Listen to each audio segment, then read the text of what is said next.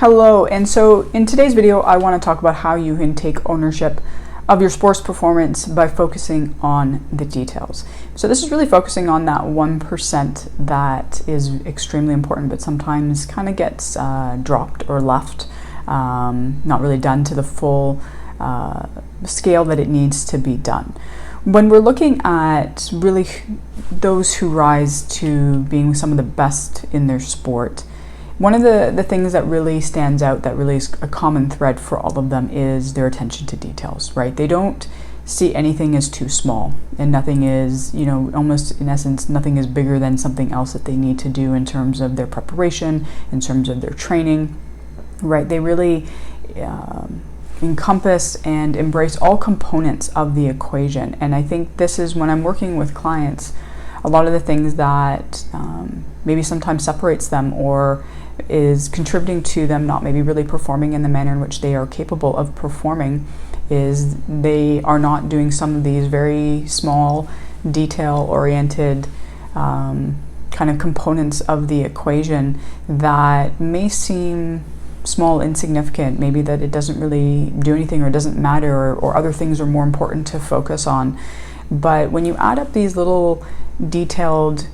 whether it's a decision or an action or just little things that you do or do not do, that is still a vote towards what type of performer you're going to be. And you add that up day in and day out, eventually it's not such a small thing, right? It's not something big that you're going to do that's going to make you successful.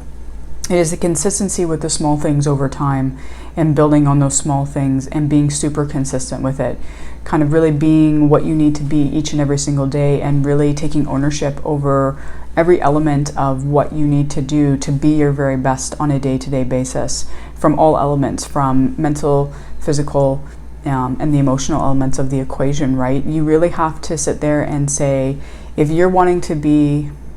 one of the best, or to be just even your best, right?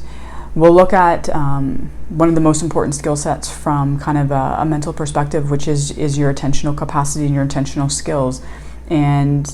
your attention plays a huge role and runs through a lot of different elements within your performance. It runs through your ability to control your emotions, how fulfilled you're going to feel, how confident you're going to feel, how well you execute your skill set, your physical skill set that you've been training, hours and hours and hours with, and trying to now implement it in a critical or high stakes, pressure-filled moment, right? And your attention is needed to be at its peak in order to help you to do those things. But how often do you train your attention, formally train your attention, to take the time to try and actually make your attentional skill set better? And so, for example, I give my clients usually some mindfulness or some meditation stuff to start to do at home. And in a moment, if they have a choice between spending even 5 minutes doing some meditation and spending 5 minutes scrolling through social media, in that moment, in one sense, you could say that doesn't seem like that 5 minutes of meditation is such a big deal. It's a very small thing, and maybe we'll just make that choice to do something that feels and is more comfortable and is easier to do in that moment, which is to scroll through social media. But that choice, made it day in and day out, is a part of making a choice for what type of performer you want to be. And you're basically saying that if I choose to go through and scroll social media, instead of maybe taking just a few minutes to do some meditation, it is saying that your attentional skill set is not very important, and you're basically saying that I'm choosing not to really train my attention, and therefore I'm choosing not to really be able to display my full capacity in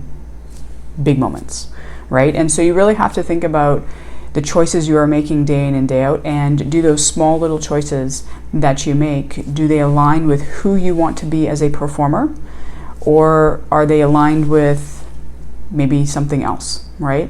So there you have it. That's just a little bit of how you can take ownership of your sports performance through focusing on the details, those small little choices, those small little action steps that you can take day in and day out that's going to help you to be your best. And again, as I said, take ownership over your sports performance and where you go with it.